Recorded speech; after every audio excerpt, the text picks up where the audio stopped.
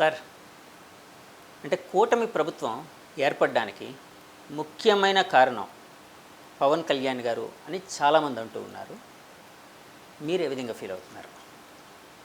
Actual కూటమి ఏర్పడడంలోనే దాని విజయం ఫిక్స్డ్ అయిపోయిందండి.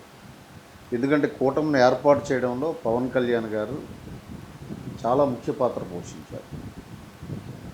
తెలుగుదేశాన్ని కానీ, ముఖ్యంగా కేంద్ర నాయకత్వం, బీజేపీ నాయకత్వాన్ని, బీజేపీ పార్టీని కూటమిలోకి తీసుకురావడంలో చాలా కీలకంగా వ్యవహరించారు పవన్ కళ్యాణ్. అసలు కూటమి ఎందుకు ఏర్పడాలి అన్నది దానికి వివరణ కూడా ఇచ్చారు. వైసీపీ ప్రభుత్వ హయాంలో ఈ రాష్ట్ర ప్రజలు నలిగిపోతున్నారు. ఓకే.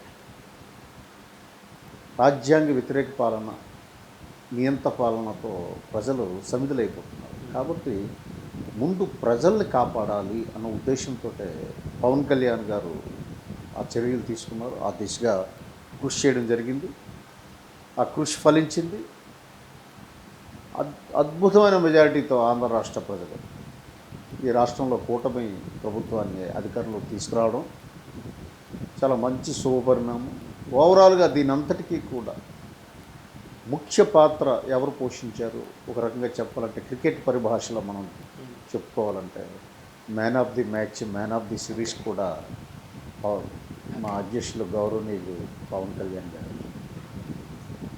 సార్, యాక్చువల్గా పవన్ కళ్యాణ్ గారి విషయం వచ్చినప్పటికీ అంటే అభిమానులు కావచ్చు, నాయకులు కావచ్చు, మీలాంటి పెద్దలందరూ పవన్ కళ్యాణ్ గారిని సీఎంగా చూడాలనుకున్నారు. చాలామంది అభిలాష అది, పవన్ కళ్యాణ్ గారి సీఎం అయితే చూడాలి అన్నది.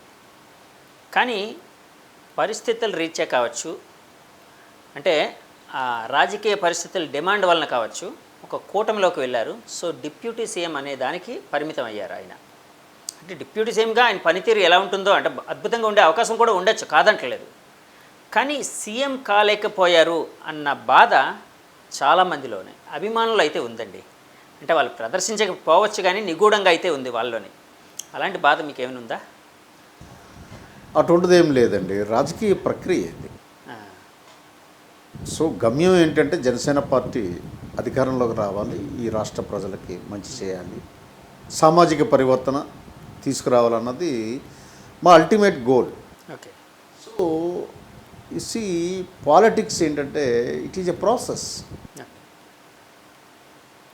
ఈ ప్రయాణంలో మేము ముందడుగేసాం. 21 సీట్లే పవన్ కళ్యాణ్ గారు తీసుకోవడం, సో 21 సీట్లు కూడా 100% స్ట్రైక్ రేట్ రావడం, అలాగే 2 ఎంపీ సీట్లు రావడం, జస్ట్ ఇట్ ఈజ్ బిగినింగ్. ఎవరు నిరుత్సాహపడవలసిన అవసరం లేదు.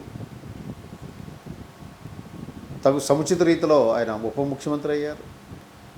సో మంచి శాఖలు తీసుకున్నారు, ప్రజలతో మమేకమైన శాఖలు తీసుకున్నారు.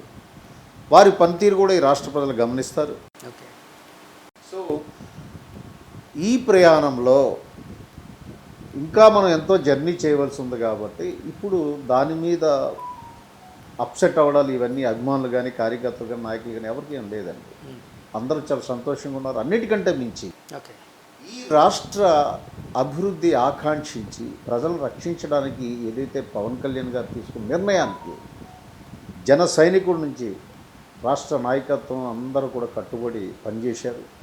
పనిచేయడం వల్ల తగిన ఫలితాలు వచ్చాయి. అటువంటి అసంతృప్తి ఎవరికి లేదు.